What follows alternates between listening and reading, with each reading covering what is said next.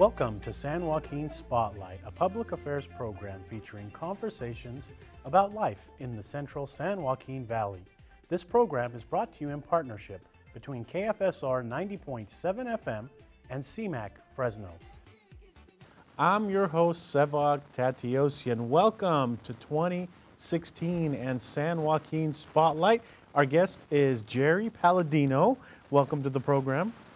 Great to be here. Thank you. And you're the president of an organization called Valley Cultural Coalition. Valley Cultural Coalition.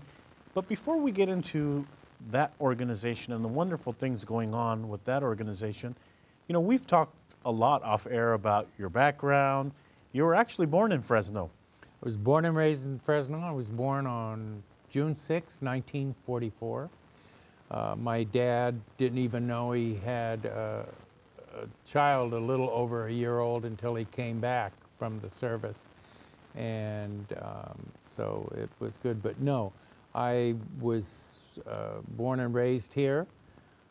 When I graduated from McLean High School in 1962, I had a full scholarship to the University of Southern California. While I was there as a student, they hired me, so I never really had to look for a job. Well, that made things easy for you. It sure in the hell did.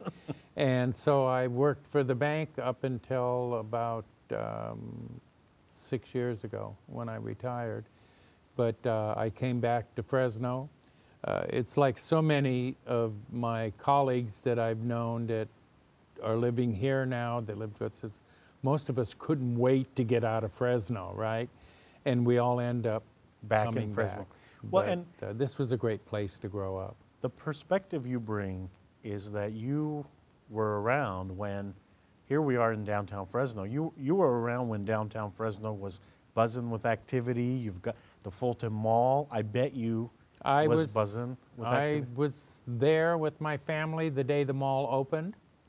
Of course, everything that happened was downtown, either at Warner's, Crest, the Hardys, or the Wilson. You know, and this was, I remember when I left to go to University of Southern California, the edge of Fresno was Manchester Mall, which was Shaw and Blackstone. So, you know, where my sister lives now is way out in the middle of nowhere, and even where, even when you really think about it, River Park was an orchard, or it was way out in the country at that time.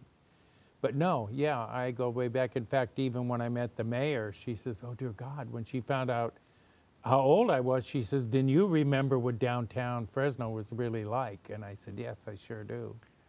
Looking at it now, what do you see? Changes, obviously, but it looks like there's activity. I am delighted that our mayor has concentrated on developing downtown. She's done quite a bit, but closing the mall and opening up Fulton is probably a great idea for revitalizing. Living in San Francisco as long as I have, I watched the development of Market Street change.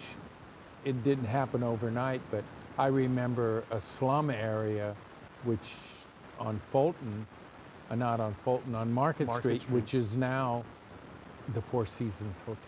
Well, and Market Street in San Francisco, I've been there, and that place is buzzing with activity. 7th and 8th Avenue, which were squalor, are now high rent, you know, high rent, upscale condos. The wharf and the ocean is not too far from there, and there's public transportation. San Francisco is a great place to live.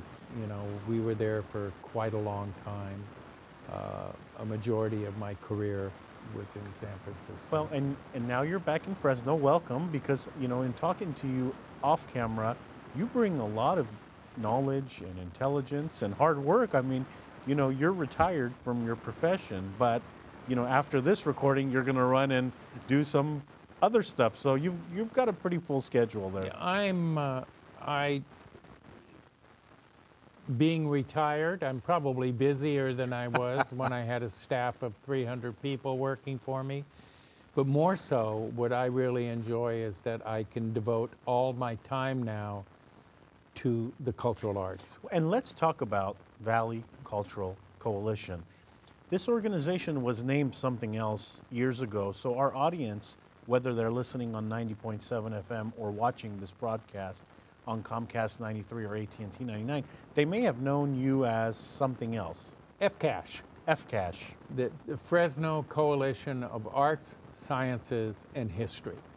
And I joined them around 10 years ago. Cynthia Cooper at that time was our executive director. As we continued to grow and change, I wouldn't call myself a dynamo, but I'm kind of a pushy person. But I felt that FCASH needed to change to survive. And one of the things I saw was the fact that a lot of change was occurring in Fresno, and the arts were growing everywhere. But it wasn't just Fresno. It was Madera, it was Visalia, it was at Bakersfield. And of course, I'm very much involved in several boards. I'm on the board of the Children's Musical Theater Works. I'm on the board of Fresno Grand Opera. I'm on the board of Valley Cultural Coalition. I'm a member of the Cultural Arts Rotary Club. In fact, we can brag and say we are the only Cultural Arts Rotary Club in the world. So I've immersed myself in working in the cultural arts because that's what I do. You know, I've enjoyed that. I was involved with the cultural arts at Bank of America. I was deeply involved with the San Francisco Opera there and the symphony. So it was just a natural extension that when I came back to Fresno, that I was able to do a lot more here than I could have done in San Francisco, where I was merely a number. But I thought that Valley Cultural Coalition needed to grow and support the Central Valley at least. So my fellow board members, we hired Bob Bowinkle, who is head of the arts with the Fresno County Office of Education. He helped us devise where we were going and develop our strategic plan. But eventually, I came up with a title for the coalition, and we call ourselves VCC, or Valley Cultural Coalition. So what is your purpose? I mean, what does your organization do? We do a variety of things. Most of the organizations that belong to VCC are small nonprofits or organizations that cannot afford to have a development officer, a fundraising luxury. You know, money is scarce.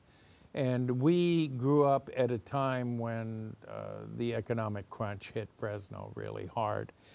So what we do now is that we involve our members in a lot of benefits that they could get as part of a coalition as opposed to being on their own. We do have some big members. Fresno Grand Opera, the Fresno Philharmonic, the zoo. Yeah, those are pretty... Those are our big, but we also have smaller organizations. But we provide a weekly newsletter that reaches 1,200 plus people. It's produced every week. It's promotions that they could do themselves and read about what's going on in the Valley. At the end of each week, Valley PBS also picks it up and goes with their newsletter and social media to over 3,000 people. We also have monthly general meetings where we have a speaker, more education-based. On the 14th of this month, we have Kevin Alfaro from the Central Valley Community Foundation. It used to be the Fresno Regional Foundation. He's going to be talking to us on how to write or acquire grants. So we will have a lot going on there. In February, I was talking let's see, what are we doing in February? Yes, Oliver Baines is going to come to talk to us at our February 10th meeting. By the way, all of our general meetings are at Arte Americas, so Not too far from here. plenty of free parking across the street, and it's just really a great place to be. But Oliver is going to be talking to us about how our city government is becoming more and more involved in supporting the arts in Fresno. Well, and so what does your organization, say I have a small nonprofit, I don't have a development officer, it's just a nonprofit, what qualifies me to be part of this bigger You have to be a coalition? 501c3. Okay, and does it matter what my purpose is? No. Okay, But, you know, most of our organizations are arts-oriented. yeah. But as long as you're a 501c3, you can join our coalition, $100 a year. It's very affordable. So talk a little bit about, you do training. I know that you support other organizations. So let's kind of, VCC is an intermediary. What we do is we collaborate on projects. Like, for example, one of our members is the River Parkway Trust. We connected them with Fresno Grand Opera, which is also our member. And because of that, the Fresno Grand Opera, or basically they're going to go out and be part of the programming there. We connect our groups together and share information. That really helps. At our general meetings, we always have a guest speaker from the outside. It's usually educational in nature. But then we also we devote 20 minutes to 30 minutes to a member profile. So our own people have a chance, an opportunity. We do some advocacy, but it's not, we don't have enough of the foundation and funding that we can do that, although we support a number of projects. But we do get involved with what's going on downtown, and we promote a lot of there. We're part of the Warner's Project, and we recently moved out of All Things Fresno, which was our store, because it just wasn't providing enough funding for us, and our monies could be spent best supporting our members' projects rather than trying to keep a store open. We will eventually probably move back to All Things Fresno or to a new location. But right now, I decided that it is far more important for us to conserve the funds that we have, which are coming in regularly, and spend them on programs that benefit our members. So how does your organization get funding? I mean, is it donation run? How can people support We you? get a lot of private funding, but basically the last grant we got was a large piece that was given to us along with Arte Americas and the Warner's Foundation through the California Arts Council. And because of that, we were able to hire a executive director. Otherwise, we were doing it all ourselves. And all of us are volunteers. Nobody is paid except for our executive director. And Ann McGowan is not paid an astronomical salary. But she does enough that she supports all the programming that we do. And so we're able to move forward and do a lot of projects that we furthermore could not do before. We also have, one of the questions that you wanted to ask me was about our survey and directory. Yeah. That has been developed, and it's a list of all cultural arts organizations, businesses in Fresno or in the Valley. And what's nice is that it's a complete directory. It covers nonprofits, businesses, all organizations that are arts-oriented, galleries,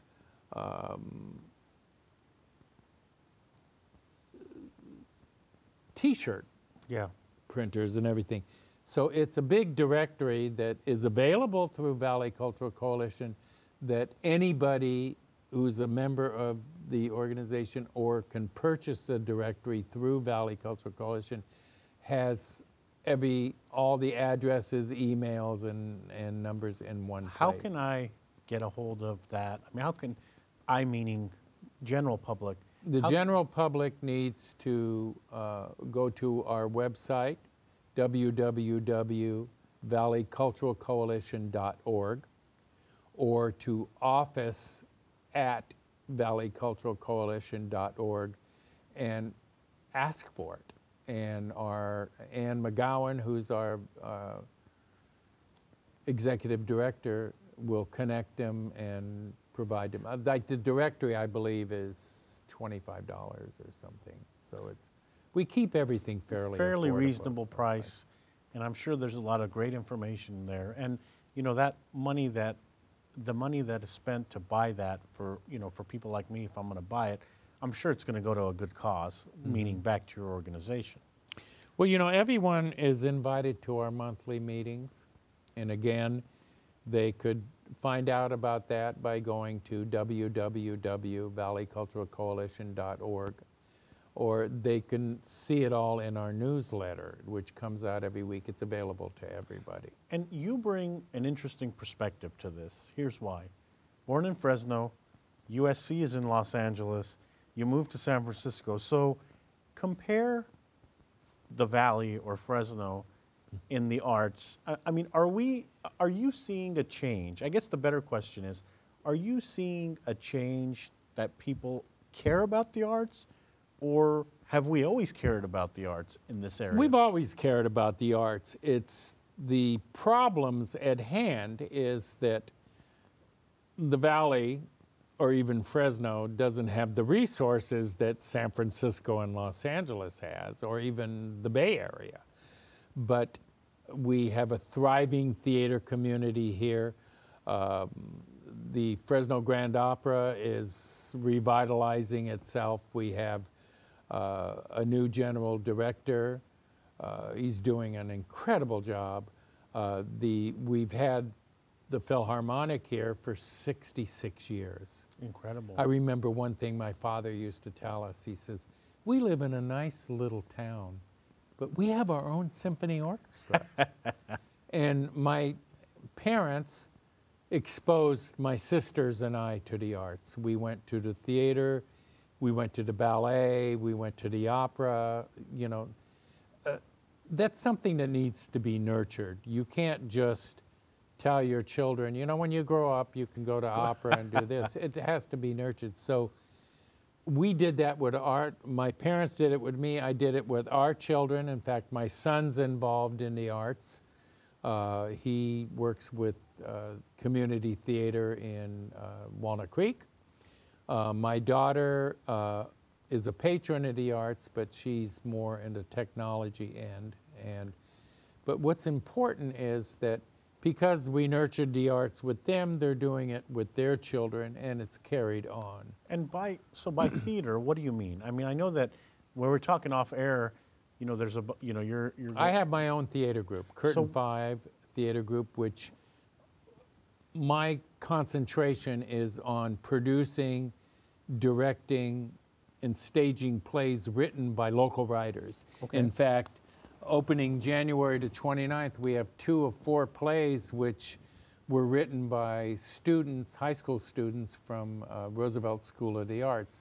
And you do know that our most illustrious graduate from Roosevelt School of the Arts was Audra McDonald. Oh, interesting. And Audra is the only actor in the history of the Broadway stage to win 6 Tony Awards. So, and when you say that, there's potential here.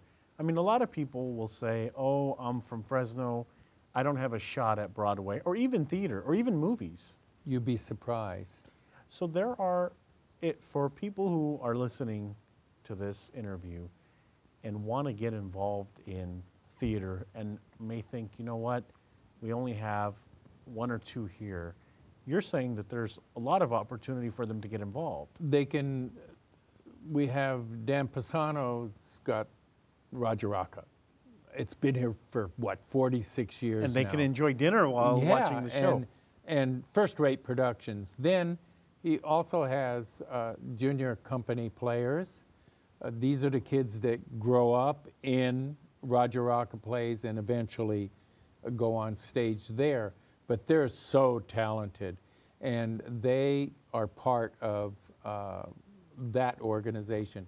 We also have probably very, very successful Stageworks Fresno that is, their artistic director and founder is Joel Abels.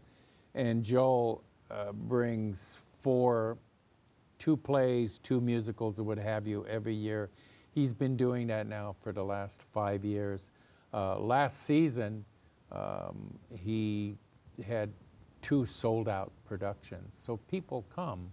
I have Curtain 5, and we do plays at the old Broken Leg stage. It's now called Fresno Soap Co. And the reason it's called Fresno Soap Co. is when we were tearing down the walls and renovating the place, we found out that it was called the Fresno Soap Company. And what they were founded, and that building goes back to 1899. Incredible. And so it was detergent, not bar soap. But it is growing. We have a performance space there for 50 people. We also have an art gallery. We have also Raul Scott, who owns Fresno Soap Co. We even have rehearsal space. We're eventually going to have a 55-seat performance space there. But when that's all completed, it will be the only game in town that you have an art gallery, an internet cafe, performance space, and rehearsal space. Where is this Fresno? This is 1470 North Van Ness Avenue. So not too far from here. It's a block and a half south of Fresno City College. It was the old Broken Leg stage. And it's right next to the Speakeasy Bar, so... And we do a lot. We have a lot more going on there, except part of it is theater. There's a lot of other things going on. But again, you can go to www.fresnosoapco.com and you can get a whole list of what's going on there. What advice would you give somebody who wants to get involved in the arts but maybe has not done so yet? I mean, you know, you went to LA, San Francisco, came back, and sounds like you're doing some great things here in Fresno. But for people who have always had an interest in art, whether it be theater, whether it be drawing and painting, what advice would you give them? Persevere. If you're focused and you really want something bad enough, you're going to do it. I know when Audra was growing up, she had one thing in mind. She was going to be a Broadway star, and her focus was like that. Besides having an extraordinary talent. I mean, she had a voice from God. I mean, let's face it. And, but she came here when she was 5 years old from Berlin, Germany. Her father was a high school principal. Her mother was an educator too. She went to Roosevelt School of the Arts and nurtured her talent and grew up there. Went on to become part of the junior company players and did a lot of things with Roger Rocca. I think her real career opened up after she played Eva Perón when she was like 17 or 16 years old. But she went on and got a scholarship and went on to Juilliard. Her second year at Juilliard, she decided to try out for her first Broadway musical, which she got in, played another unorthodox role of Carrie Pipperidge in Carousel, being a black girl. It was a multiracial cast. Guess what? She joins the cast of Carousel and wins her first Tony Award. Very impressive. It was just one thing after another, but she always, every time she comes back to the Valley, she has always said, you know, this this is where I grew up, and she's never forgotten. In fact, even the last CD that she came out with, she says, everybody thinks that I grew up on a Hollywood bed in New York. She says, I grew up under the tutelage of Dan Pisano at Roger Rocket's Dinner Theater. And she always remembers Fresno and where she came from. I remember her saying at one time, she performed with her jazz group. The first time she came to Fresno was at Soroyan. And of course, her jazz group came from New York. And of course, when they got to Fresno, they were in shell shock. But she said, this is where I grew up. You know, and she's done well, so there's opportunity. She's done here. extremely well. She's Broadway's most illustrious painter, and 6 Tony Awards. Nobody has won 6. Incredible. So going back to Valley Cultural Yes. Coalition, how can people find out more information about this organization? And, you know, where do you find out if this is an organization that maybe you should belong to? Go to www.valleyculturalcoalition.org. We have a website that tells you all the information. We could share our strategic plan with you. All of our organizations that belong to us are nonprofits, from big organizations like the Philharmonic and the Opera down to 1- and 2-man shops. We're also associated, like 2 members of our board come from the Madera Arts Council and in Visalia, the coalition that's there. It's a pleasure. They can also visit us at office.valleyculturalcoalition.org. Jerry, you just know what we're doing. I can talk to you for hours and hours and hours, but we are out of time this week on the program.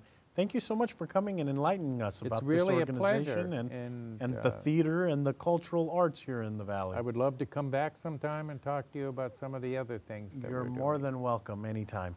Take care. That's all for this edition of San Joaquin Spotlight. To the volunteer crew that made this production and every production possible, thank you. We could not do this without you. Thank you to our audience members listening to us on 90.7 FM KFSR Fresno, and to those watching this broadcast on Comcast 93 and AT&T 99. Hope you enjoyed this show with Jerry Palladino, Valley Cultural Coalition. Happy 2016 to you. I'm your host, Sevag Tateosian. Tune in next week to a new edition.